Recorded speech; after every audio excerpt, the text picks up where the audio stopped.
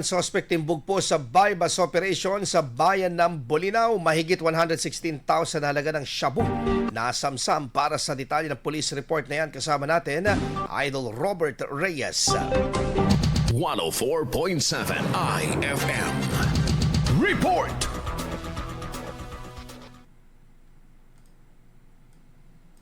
Arestado ang isang 31 anyos na lalaki matapos masakote sa isinagawang bypass operation ng mga otoridad sa Bolinao, Pangasinan noong Hunyo 21. Nahuli ang suspect na residente rin ng nasabing bayan habang umano'y nagbebenta ng hinihinarang iligal na droga sa isang undercover operative na nagpanggap bilang pusher buyer. Nakumpiska mula sa suspect ang 3 heat-sealed transparent plastic sachet na naglalaman ng hinihinalang shabu na may kabuang timbang na 17.1 gramo at tinatayang standard drug price na 116,280.